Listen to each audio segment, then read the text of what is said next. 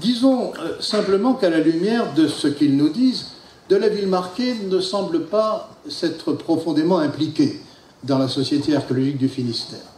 Il a géré la société en, je dirais, en bon père de famille. Et peut-être, comme on le disait ce matin, en arrivant vers la fin de sa vie, s'était-il en partie détaché des choses de cette terre, et en particulier de la gestion au quotidien d'une société de ce genre-là.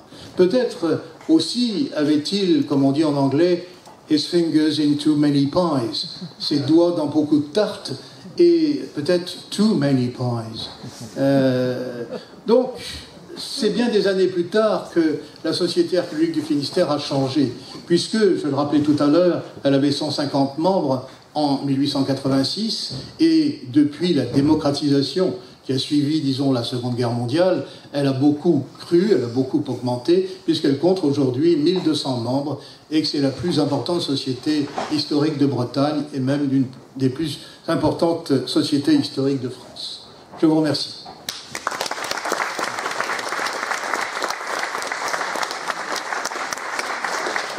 Son détachement, ou plutôt son comportement peu démocratique en 1846-48, donc s'explique parce que c'est une période charnière où la démocratie est en train de se mettre en place. Et d'ailleurs, l'invalidation de 1846 sera suivie par d'autres invalidations dans les années 70 et jusqu'à 1914.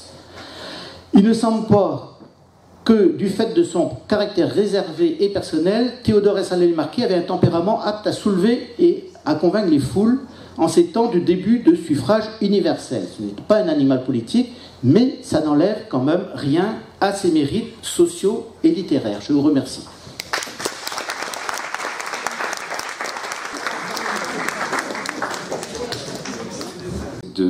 Les écoles en gros françaises, littéraires, esthétiques, celle à laquelle appartenait la Villemarqué, comment elle s'est trouvée à un moment donné face à l'école allemande philologique, qui a une dimension, une démarche plus rigoureuse, scientifique on peut dire, et donc toutes les personnalités qui ont pu être évoquées, là on les retrouve dans ce travail de Claudine Gauthier.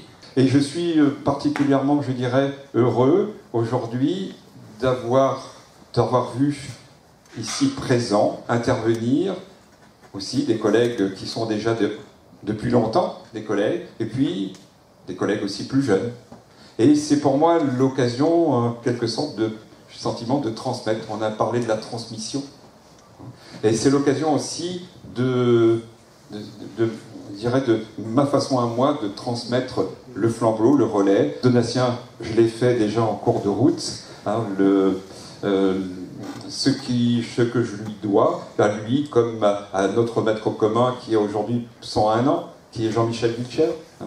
Et puis tout le plaisir que j'ai eu donc de croiser les uns et les autres, beaucoup des gens, de participants et des gens qui ont assisté à ces 2 journées. Je les ai croisés depuis des années, souvent pour des choses, des projets divers, et je suis ravi de les rencontrer ici. Et puis j'aurais aussi un remerciement particulier pour quelqu'un qui est là, hein, qui est discrète, c'est Françoise, mon épouse, puisque elle l'a, comment dirais-je, accompagnée, soutenue depuis maintenant des dizaines d'années, hein, et tout simplement parce que le 13 novembre, c'est pour nous un moment important, puisque c'est notre anniversaire de mariage, tout simplement.